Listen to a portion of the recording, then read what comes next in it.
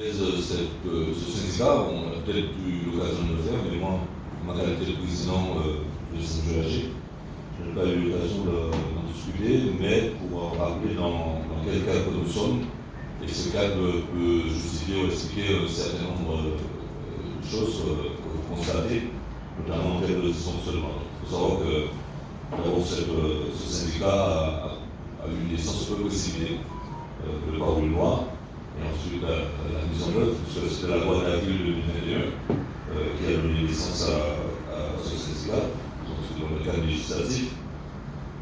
Et à mon sens, ce processus législatif qui a été mené dans l'urgence des situations n'a pas bénéficié d'une consultation suffisante avec les acteurs locaux.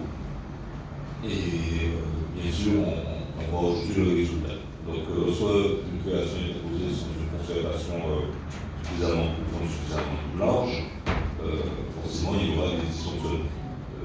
Dans les mois, et si on doit faire une benchmarking, on constate que généralement, lorsqu'on crée un syndicat, on a toujours une période de 2 ans pour la mise en œuvre, la mise en application effective et efficiente. Ça avait été le cas, puisque avril 2021 à septembre 2021, il a fallu regrouper au sein d'une même structure bon nombre d'opérateurs de l'eau qui existaient en Guadeloupe à travers soit les ODCI qui avaient une délégation de par la Guadeloupe, soit des syndicats, notamment le CIAC, ou encore des régies communales qui fonctionnaient toujours à ce niveau-là, même si c'était pour certaines intégrés dans le cadre de communauté d'agglomération. Et pour cela, il fallait tenir compte dès le départ, d'abord des spécificités techniques qui concernent notre territoire. Ensuite, il fallait également tenir compte des spécificités financières, spécificités humaines. On s'est retrouvé avec un syndicat qui avait en son sein 500 agents sur le coup, alors même que les opérateurs n'avaient pas atteint un tel niveau de seuil. Ensuite, il fallait aussi tenir compte d'autres critères, comme celui de la gestion de l'eau et de l'assainissement sur le territoire de la Guadeloupe, qui accusait déjà un retard et un certain nombre de déficits.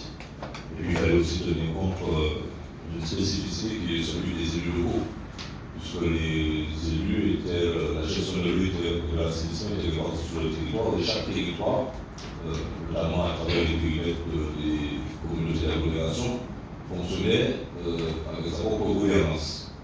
Donc des gens qui n'avaient jusqu'à maintenant pas eu l'habitude de travailler ensemble, et il a fallu les mobiliser du jour au lendemain. Quand bien même qu'une démarche avait déjà été accomplie par les autorités locales, lorsqu'on a vu qu'on était dans une situation assez difficile, qui consistait déjà à proposer que les communautés d'agglomération donnent naissance à un syndicat unique de l'eau. Malheureusement, ce processus n'a pas eu le temps d'aboutir. Il faut tenir compte aussi qu'à travers la loi, il a fallu mettre en place une équipe de préfiguration, qui, à mon sens, si je vois les 5 ans, avec des résultats qui est un peu déconnecté par rapport à la situation. Puisque là aussi, cette équipe de préfiguration a été mise en place dans la précipitation, sans réelle maîtrise, à mon sens, des enjeux locaux. Et cette équipe n'a pas su intégrer les difficultés qui ont été rencontrées par les anciens opérateurs. Il aurait fallu, à mon sens, qu'on fasse une évaluation des politiques qui ont été mises en place pendant plusieurs années par les différents opérateurs, notamment lorsqu'ils ont eu à récupérer en direct pour certains, après le départ de la générale des eaux, la gestion de l'eau et de l'assainissement. Et donc là aussi, les erreurs ont été commises, notamment dans un contexte hydraulique particulier pour la Guadeloupe. Et cette préfiguration, à mon sens, c'est le bilan que j'en tire, a conduit à un échec organisationnel.